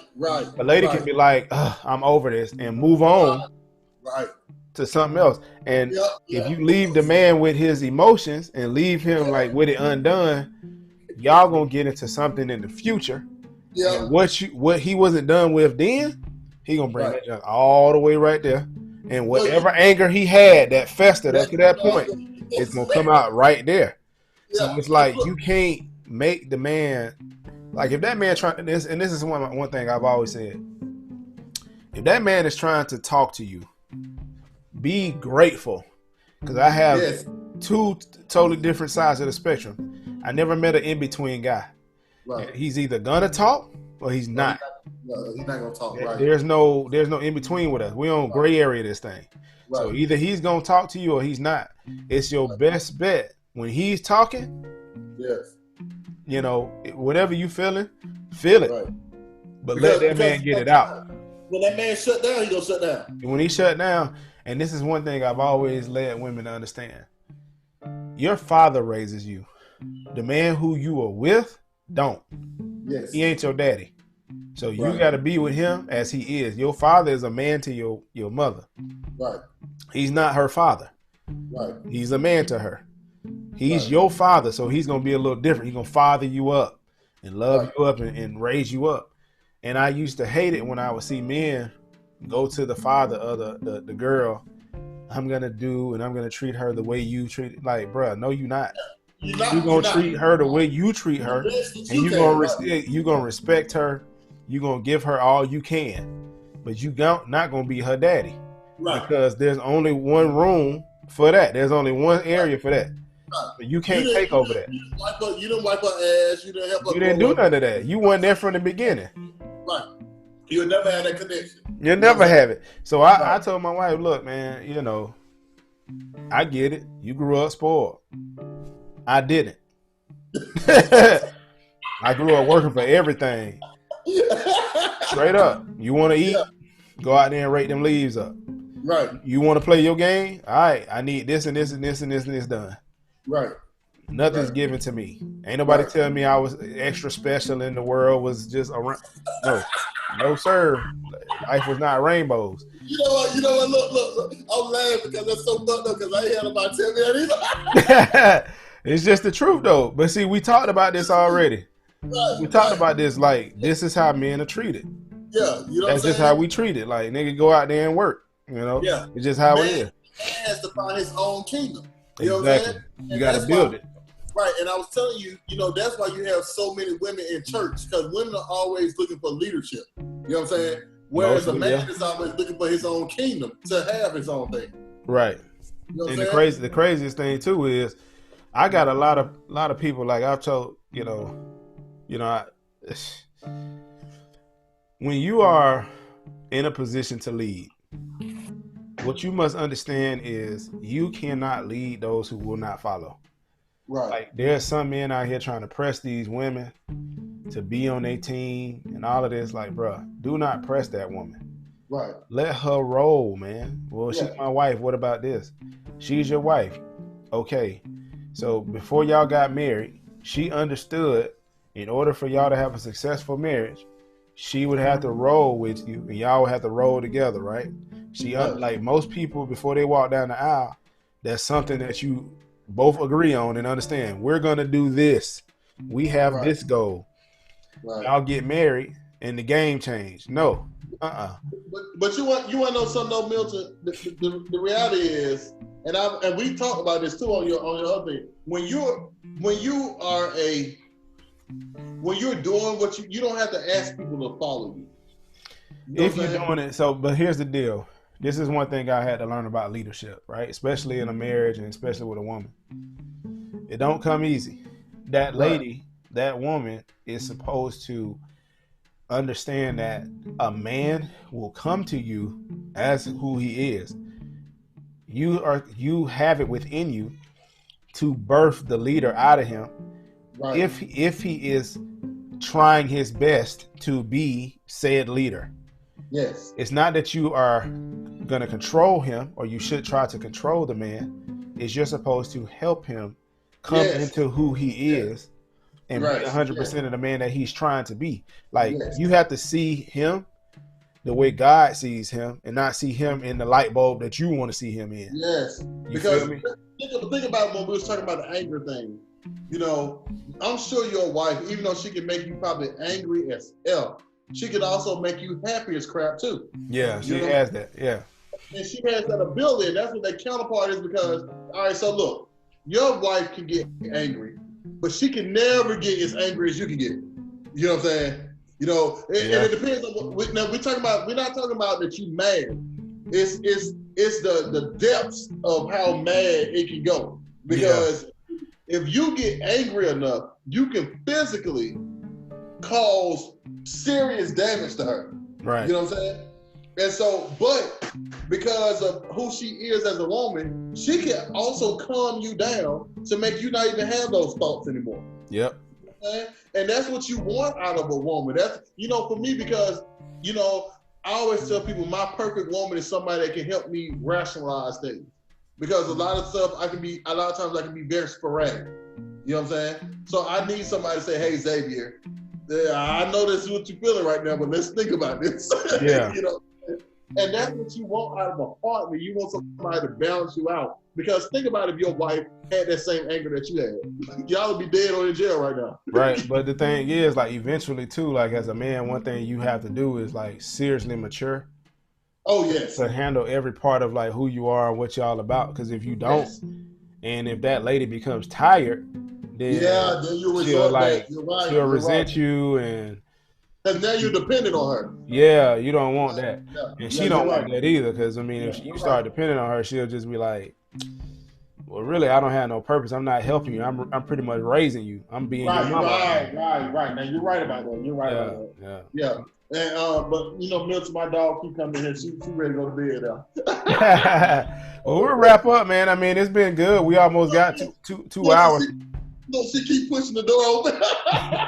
It's all good. I mean, we've been talking now for almost 2 hours, and what I'm gonna do is break this up in 2 parts. So I'll have part 1 will play Wednesday, and part 2 will play on Thursday. That way, we'll have congruent days of, you know, continued conversation about. Right, cool. And I appreciate it. But yeah, the you know, the wrapping it up, you know, it's just that, like I said earlier, and I'm gonna say it again. That what I would want people to take from this conversation that we had is that, you know, everybody's not the same, and that's okay. It's okay for me and you not to think the same. Right. You know what I'm saying? But what we need to do is have a desire to want to understand one another so that we can communicate and be more effective. It's not good enough to just have an argument. There should always be a resolution in that argument. Right. If there was no resolution, then this conversation was just for nothing. Right. You know what I'm saying? And so, you know, and when it comes to men being attacked by women, I would just urge, because it's not men that's trying to tell women who they are and all this kind of stuff. It's more, let me change that. Let me clarify. Of course, we have, if we go into the greater spectrum, men are always trying to tell women what beauty is and all that kind of stuff on the grand. But we're talking about just within the intermediate. We have more women trying to tell men what it is to be a man than men telling women, what it is to be a woman. And so for us to get that, fits that, we need to just try to understand each other. I know it's gonna be a long step, but that's what we have to start at, trying to learn to understand one another. The more you understand, bro, the more peace you have. Yes. You know what I'm saying? Because think about it. When if me and you were brothers, and I saw you angry, if I understand you, that makes me understand the situation a lot better than if I don't, because now I'm gonna be angry. I'm like, damn, Milton always acting a fool and stuff. You know what I'm saying? But if I understand you, it brings more peace inside of me because now I'm not getting off those same angry emotions. You know what I'm saying? Yeah. Yeah, and so that's why it's important. And then most importantly, when you understand people, you know what to do to not trigger them. Yep. You know what I'm saying? And so that's my whole thing. I just wish people would talk more and communicate, and that's why it's important to date. That's my biggest thing too. Date your men date women, women date, because during the dating process you get to know each other. Dating does not mean have sex. Dating is mean we're getting to know each other. Right. You know what I'm saying? And so, if we do that, then we can start making some advances, man. But right now, what we're going through with the women, this attack on men is crazy because now you're forcing men to come out and be quote unquote bullies. And that's not what we're trying to do. Because men really don't give a F. You know what I'm saying? But now you're asking them to come up. That's Yeah. Well, shoot, man. That's all I got to say, though, Milton. Cool, man. So look, I appreciate you coming on. Man, I had a great time talking to you, man. We always had a great conversation, man. Yeah, man. So I appreciate you. I appreciate you coming on, dude. And obviously, like I said, we're gonna be live. This show will run live next Wednesday. Okay. And bro, tune in, invite everybody you can. I will, man. Yeah, because it's gonna be good as far as to get people in on the watch party and have them talk about exactly what we talk about. And I'm pretty sure some of the stuff you said is gonna get some reactions. You know what I'm saying? And look, Milton, I always get reactions. Yeah, I'm pretty sure it is, bro. So, just be prepared. Now, my final word is when it comes to men being under attack, like I said, I do believe we are in a large part because of the fact there is a movement to emasculate manhood and put us in a position where we're no longer that, because if you take a man out of anything, you take the head off of anything. So if you take the head off a snake, the body can still wiggle, but without a head, you're still nothing. So if you have people thinking that they can just do whatever they want, live how they want, be how they want, think how they want, do, like, people will run crazy. And it is going to show, like, if a man has to control his anger and rage, what so more is it that you have to have self-control over your wants and needs, and or not needs, but the things you want, or the things how you want to operate with other people, and And my thing is, men normally, or what we're supposed to do, is to be the ones in the community or be the ones in the environment to put everybody like in check. Let's have some order around here, respect. You know what I'm saying? This is how we gonna operate. Back in the day, even though it was rough, everybody still had a code. You know what I'm saying? Like, you come on this road, like, we don't mess around on that house. It's women and children in there. It's this and that going on over here. Like, this what we do. It's a code to it. Now it's like, okay, just kind of do what you want, talk how you want, be how you want. That's not freedom. You know what I'm saying? Your freedom comes when you're able to operate in this world without being, a jack, Right. Pretty much. Like, if you're able to do that, it's good. But if we don't have leadership, it's funny. We want men to raise their kids, but we don't want men to lead the community. Right. What you think the community is ain't nothing but a collection of families. So when you have a collection of families that's in one spot, if you got men a part of the house and men are helping or leading that household to a better spot, then you have better communities, better lives, and better lifestyles. So, we can't, women, of course, they're going to always come out in droves. Of course, they're always going to voice their opinions. Of course, they're going to be the loudest in a lot of situations. Of course, they're going to outnumber men in a lot of situations, but that does not denounce a man. It's up to you to understand why the man is quiet. A lot of times we're quiet because we have to take stuff in. We have to digest, and then we can speak on it. It's not that we don't care. It's not that we don't like it. It's you take it in, you digest, and say, okay, well, look, this is what we should do. Any great warrior, any great military vet, general, anything, it was never emotional plans. It was all logic and pure testosterone in a lot of ways, to be straightforward. So that's pretty much my final word. Are we under attack? Yes. And how do we get from being under attack? it's not that you have to fight back in a physical manner. What you have to do is get wise about it and stand on your laurels and stand on your morals and say, look, as a man, I am deciding that I am going to operate in my manhood 1,000%, and you can't influence that or take that from me just because of the fact I don't agree with this, or just because of the fact I'm deciding to raise my kids like this, or just because of the fact anything. You can't take nothing from a man. A man you either have to manhandle it away, or he have to give it to you. You can't just have it. You know what I'm saying? Right.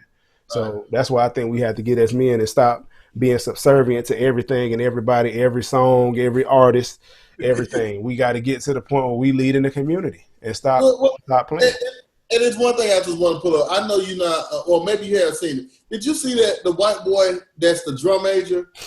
That be doing yeah, I seen him. Yeah. All right. So it is funny you said, because now first of all, he's doing moves that black people created.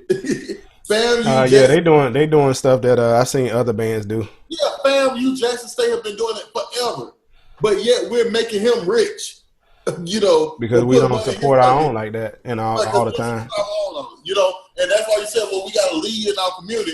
We always try to get into the other community, but it's cool. I just thought about something, Milton. I was wondering why my butt been hurting, and it's because I'm sitting in the wrong goddamn seat. Okay. Good info. What? I'm like, man, I can't feel my left cheek.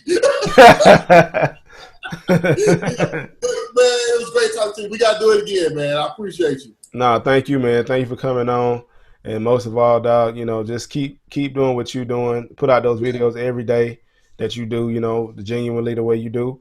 And just be yourself, bro. You know what I'm saying? Eventually or essentially people will either be drawn to you or falter off. Those who fall off, they just fall off, bro. Yeah, and man, get ready. And I'm gonna say this too. You all tune in to the Zaytastic Show first part.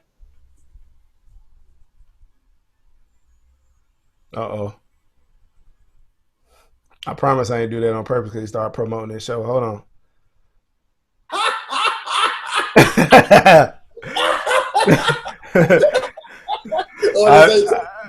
All right, go ahead, man. Do it one more time. Yeah, the Zaytastic Show, and you can find me on Facebook at X Durden. That's X as in xylophone, Durden, and then you'll be able to find my videos and my motivational speeches, and a lot of it is probably a little X-rated too, but it's beneficial to your day. To the quiet listener, you feel what I'm saying? Right. Yeah. Headphones on. Say, don't listen to it at work on your speakerphone, man. I do not have it on your speakerphone. You will get fired. All right, man. Yeah, man. Well, cool, man. You know, like I said, thank you again, bro. And of course, you know, this is not the end of us actually talking, but you ain't got to go, but you got to get the heck up out of here.